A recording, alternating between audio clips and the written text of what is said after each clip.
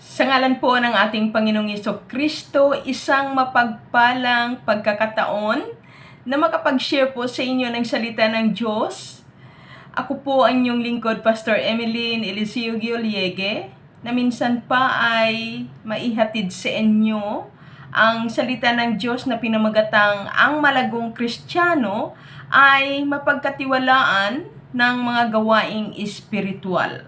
Mula po sa Roma chapter 12 verse 1 hanggang 21 ang ating pag-aaralan. Ngunit hayaan niyo po na basahin ko po sa verse 3. Sabi po sa Roma chapter 12 verse 3, dahil sa kaloob ng Diyos sa akin, sinasabi ko sa bawat isa sa inyo, huwag ninyong pahalagahan ng higit sa nararapat ang inyong sarili. Sa halip, pakalimiin ninyo ang tunay ninyong katatayuan ayon sa sukat ng pananampalatayang ipinagkaloob ng Diyos sa bawat isa sa inyo. Purihin ng Diyos sa pagkabasa ng kanyang mga salita. Tayo po'y saglit na manalangin. Ama, sa pangalan ng aming Panginoong Hesus, sa patnubit gabay ng Santo mong Espiritu, muli nagpapasalamat kami na kami po, O Diyos, ay binigyan mo ng pribilehiyo upang mag-aral ng iyong mga salita. Pagpalain mo po nawa kaming lahat, O Lord, sa mga salitang aming mapakinggan. Take over sa iyong lingkod sa pangalan ni Kristo Jesus. Amen and Amen. Glory to God.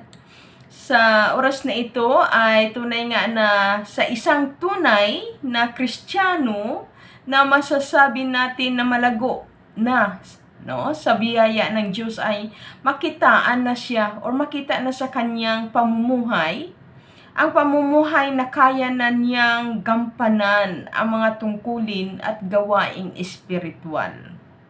So, mapatunayan na ang isang Kristiyano ay tunay na malago kapag siya ay ganap na naglilingkod sa Diyos or nandoon na mayroon siyang katungkulan or tungkulin sa kaharian ng ating Panginoon.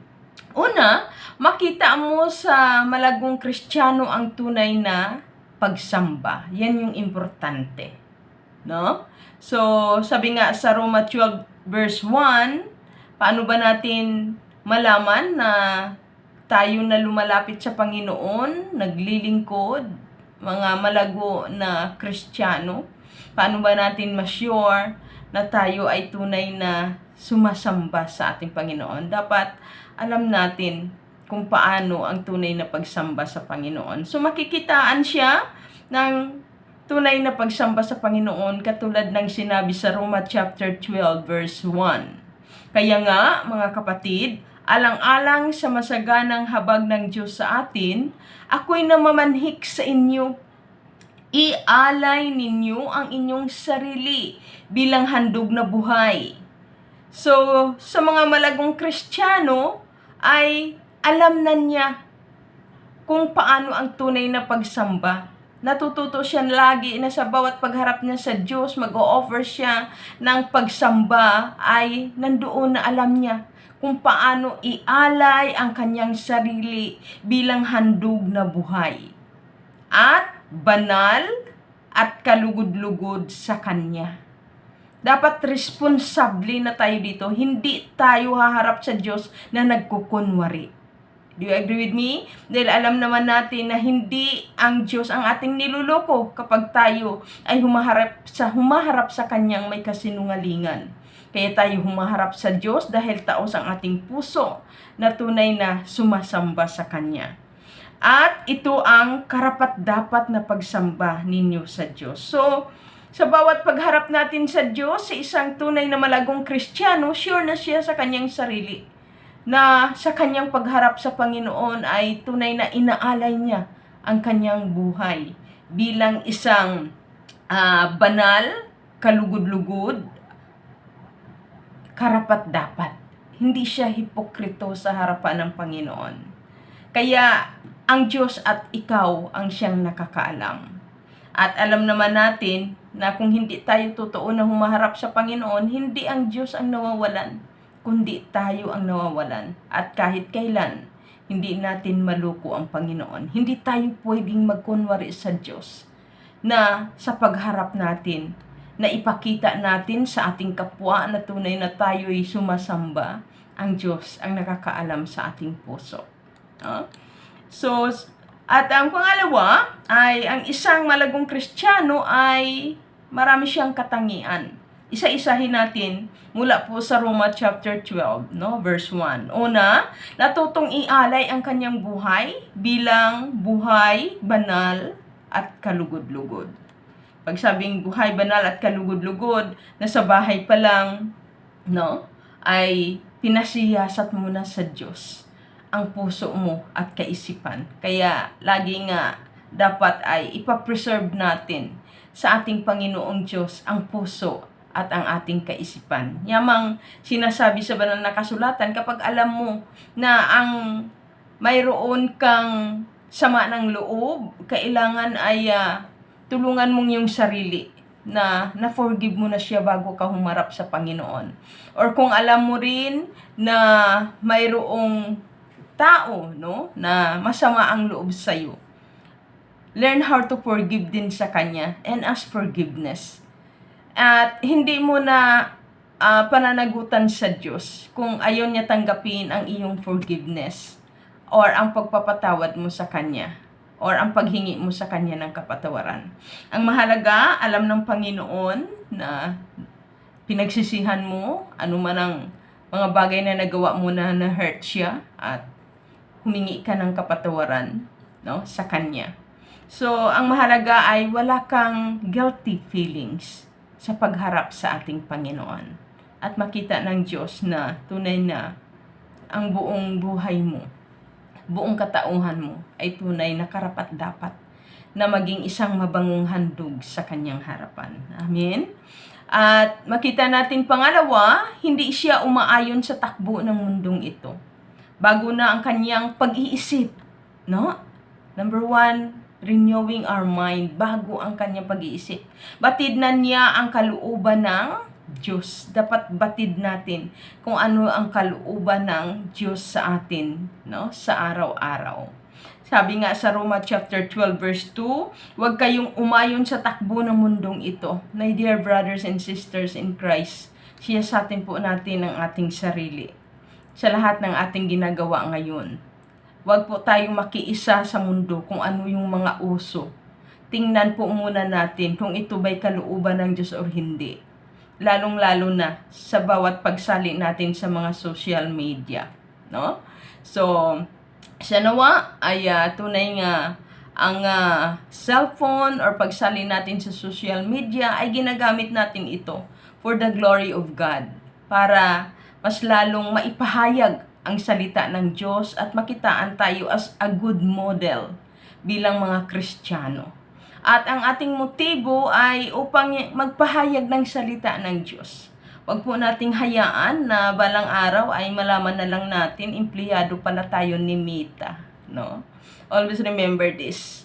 Kung may mga blessings man na dumating, ay sabi nga, tanggapin. Pero huwag po nating hayaan na tayo ay maging empleyado ni Mita. Alam nyo na po kung sino si Mita. Okay? So, sabi nga, huwag kayong umayon sa takbo ng mundong ito. Kasi alam naman natin, ang sanlibutan, inaaliw ang tao, nililin lang. At blessing ang kanyang, kumbaga sa yung parang aso ba? Binibigay yung tinapay para sumunod, ang aso sa kanya. So, marami ng mga ginagawa sa social media, tinuturuan ng tao na magsugal, maging tamad, Konting laro lang, ang laki na ng pera, Konting sayaw-sayaw, So, sabi nga ay sinuswelduhan ka ni Mita. Kaya alert po tayo, mga Kristiyano. Baka po patibong ng kaaway. Baka bigla tayong ma-hypnotize or matangay. At makita mo na lang, empleyado ka na palaya ni Satanas. Kaya beware, huwag umayon sa takbo ng mundong ito. Magiba na kayo at magbago ng isip upang mabatid ninyo ang kalooban ng Diyos kung ano ang mabuting kalugod-lugod sa Kanya at talagang ganap. Kaya laging pag-aingatan ang ating mga puso at kaisipan. Huwag nating hayaan na magiging practical tayo, pero alamin po natin ang pagiging practical natin. Ang pagiging practical ba, ito'y ba'y kalooban ng Diyos?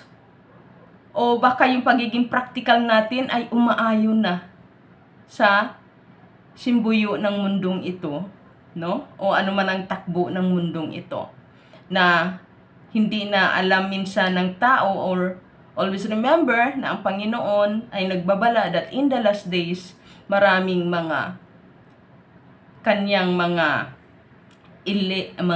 tinawag at pinili na kung saan ay nalinlang din. Huwag po nawa tayo mabiktima ng kaaway sa mga panahong ito. Kaya ingat, no? Huwag umayon sa takbo ng mundong ito. Mga kapatid ko kay Kristo.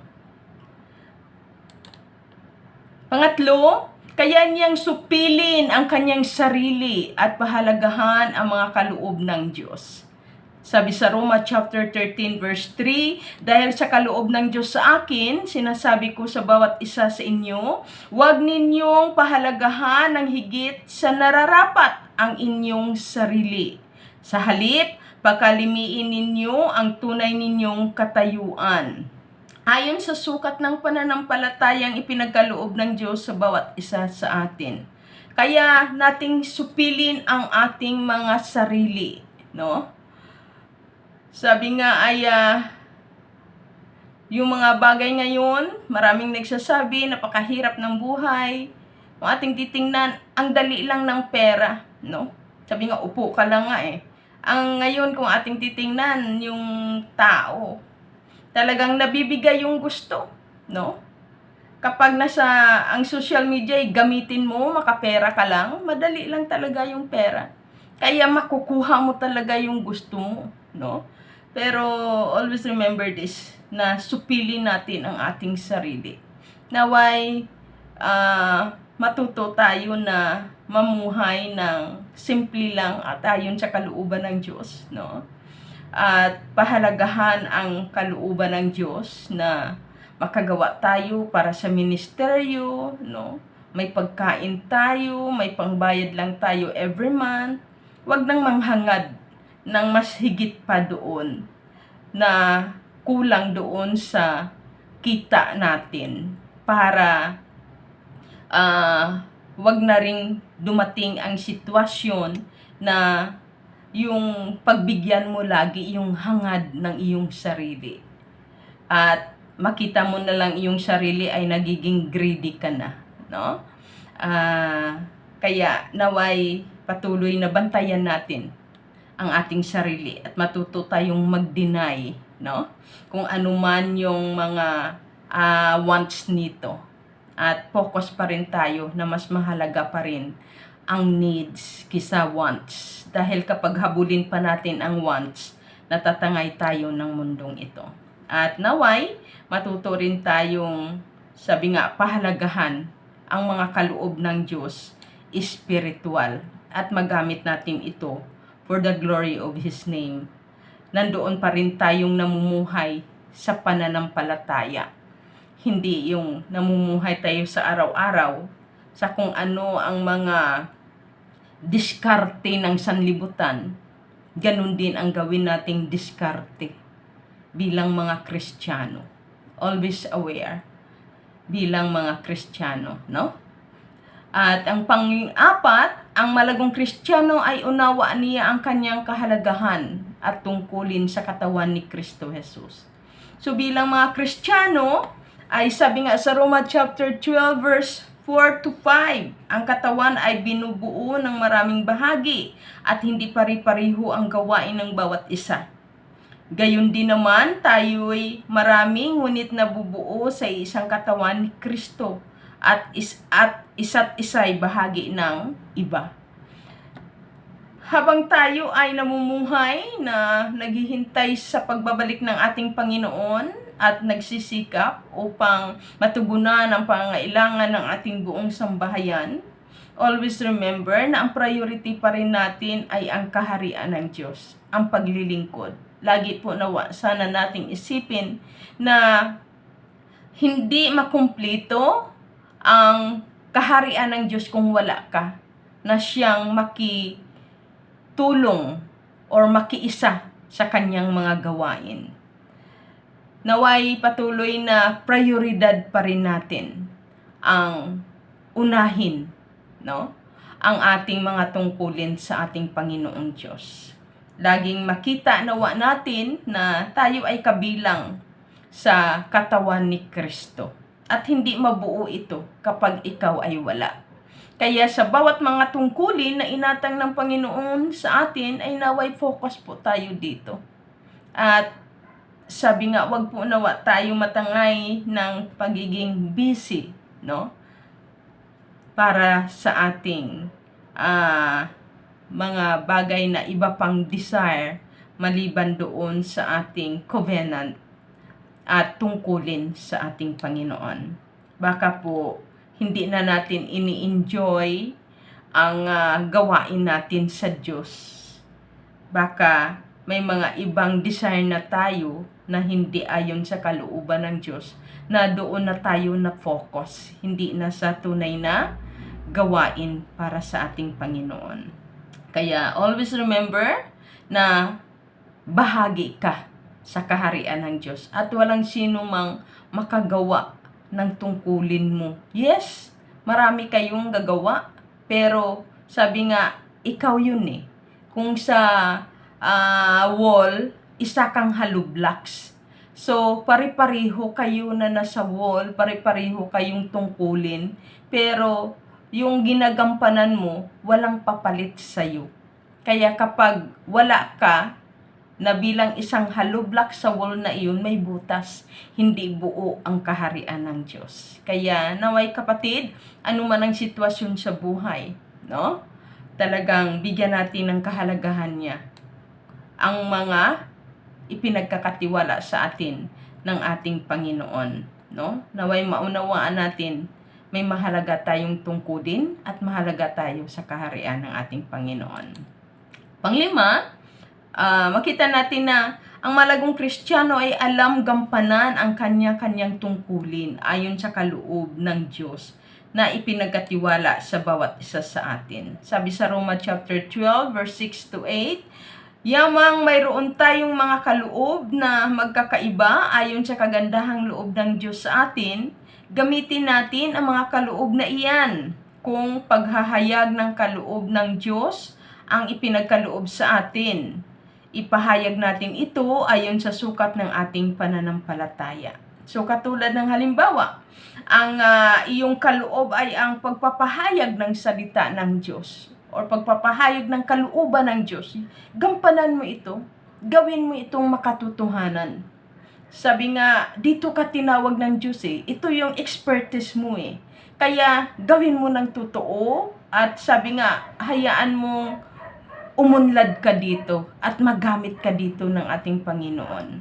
Kaya lubos na anuman ang pinagkakaloob sa ating ng Panginoon ay bilang tagapagpahayag ng kalooban ng Diyos, gawin mo ito ng may katapatan. Sabi din nga sa verse 7, kung paglilingkod, maglingkod tayo. Kaya kung tayo ay lingkod ng Diyos, saan man tayo pupunta, kahit anong busy natin para sa ating sarili, sa ating sambahayan, always remember, wag mong kalimutan na lingkod ka ng Diyos. No? So, grab the opportunity, saan man tayo pupunta, ay patuloy na makitaan ka na ikaw nga ay tunay na lingkod ng Diyos. Okay? Kung magturo, ang tumanggap ng kalooban ng pagturo. At kung ikaw man ay tinawag ng Diyos as a teacher, or pagtuturo, no, ng kalooban ng Panginoon, kahit anong mangyari, kahit may trabaho ka circular, kung ikaw ay tinawag ng Diyos sa kanyang iglesia, sa kanyang kaharian na teacher or tagapagturo, sabi nga, i-prioritize mo rin ito. Gawin mo ito for the glory of God, no, ng taos sa puso. Magturo. At sabi nga, ituro ang lahat ng alam mo, i-impart mo na. Huwag ka nang magtago pa, no? Ituro mo na habang ika'y buhay pa at may kakayahan pang gampanan ang pagkatawag at pagkapili sa iyo ng Diyos bilang isang tagapagturo. And verse 8, at mangaral ang may kaloob ng pangangaral. Yan. Sa bawat pangangaral, gawin mo na huli mo ng pangangaral. No? Kung mayroon man na nasasaktan o nasabi na parang nami-personal ka, ang mahalaga, no, ay naipangaral mo ang itinuturo sa iyo ng Diyos na dapat na maipangaral. Wala kang itatago, wala kang i-reserve. Ihayag mo na, ipangaral mo na kung ano ang gusto ng Diyos na maiparating sa lahat ng tagapakinig. Okay? So, for the glory of God, no? Kung pag-aabuloy, mag-abuloy ng buong kaya. Sabi nga, kung mayroon kang kakayahan at heart mong magbigay, itudo mo na, no? Itudo mo na ang pagtulong, ang pagbibigay. Tanungin mo na si Lord kung aling ministry na ang suportahan mo, sino-sinong mga lingkod niya ang suportahan mo, or anong misyon na ang suportahan mo. Itudo mo na, no? Huwag ka nang mag-reserve. Kasi baka maubos na yan ng walang kabuluhan ang biyaya ng Diyos sa iyo. Or sabi nga, sa iyo ring pagbibigay, gawin mong totoo. Huwag mo pong hayaan na pag dumating ang panahon na ang iyong pagbibigay ay idaan sa apoy na susunog, no? So, sabi nga, itudo mo na, gawin mo ng tapat at totoo, may pagmamahal at kagalakan ang iyong pag-aabuloy or ang iyong pagtulong, no? Sa ministry, sa mission, at sa mga ministers, at kung sino pa yung mga taong nangangailangan ng tulong. Sabi nga ng Panginoon, sino man ang humingi ng tulong ay huwag paghihindian. Kung wala talagang may maibigay, declare blessing sa kanya, no? Wag nang limitahan, gawin mo na kung ikaw ay may kakayahan at mayroong blessing. Wag mong hayaan na mawala ng kabuluhan ang mga blessing mo, mapapunta lang sa wala. Always remember, sa bawat pagbibigay mo ay nag-iimpok ka. Sa bawat paggawa mo, paglilingkod sa Diyos, pagbibigay, pagpangaral, yun ay kayamanan mo sa langit, no? At ano pa, kung mamuno ng buong sikap, gawin mo na bilang isang mabuting pinuno at responsableng pinuno. At pamunuan mo na ng mabuti, no, ang iyong pinamumunuan. At huwag mong hayaan na ang iyong posisyon ay gamitin mo na mangurap or gamitin mo upang magmanipulate or gamitin mo for the glory of your name or sa iyong